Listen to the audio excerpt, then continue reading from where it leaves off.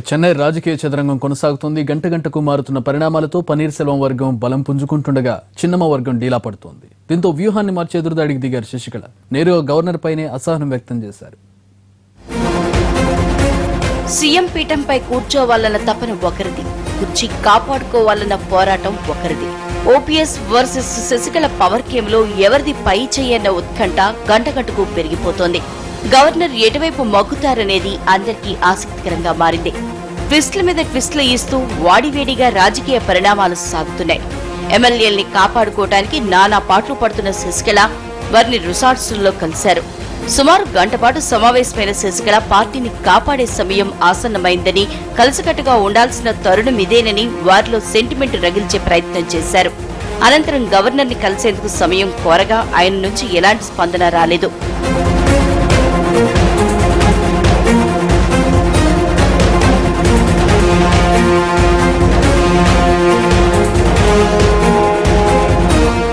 Governor నిర్ణయాన్ని ఆలస్యం చేస్తున్నా ఇంతవరకు ఆయన్ని ఏమీ అనని శశికళ ఇప్పుడు రూట్ మార్చారు. నేరుగా ఆయనపైనే విమర్శలు సంధించారు. గవర్నర్ నిర్ణయాన్ని తాత్సారం చేయడం పలు అనుమానాలు కలిగిస్తోందన్నారు.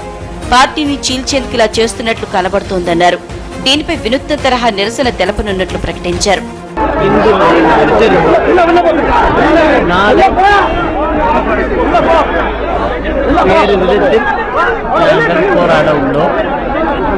இந்த நேரம் இருப்பதற்காக எடுத்துக்கொண்டதை பார்த்தால் எங்கள் பிளவுகள் ஏற்பட வேண்டும் என்ற எண்ணத்தில் శశికళ ఏం చేస్తారనేది ప్రకటించినప్పటికీ జయ సమాధి వద్ద దీక్షకు దిగే అవకాశాలున్నాయని కొందరు నేతలు చెబుతున్నారు. పన్నీర్ సెల్వం కాస్త పైచేయి సాధించినట్లు కనబడింది.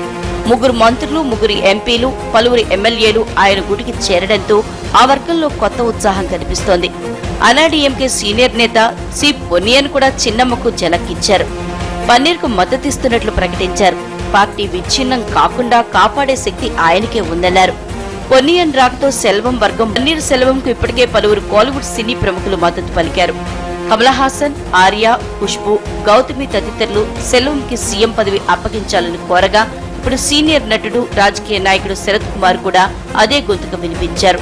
జయలలిత ఉన్నప్పుడు అన్నాడీఎంకేకు మిత్రపక్షంగా కొనసాగిన ఆయన ఇప్పుడు పన్నీర్ సెల్వం వెంట నడుస్తానంటూ ప్రకటించారు. అన్ని వైపుల నుంచి వస్తున్న మద్దతుతో పన్నీర్ సెల్వం కొత్త ఉత్సాహంతో కనిపిస్తున్నారు.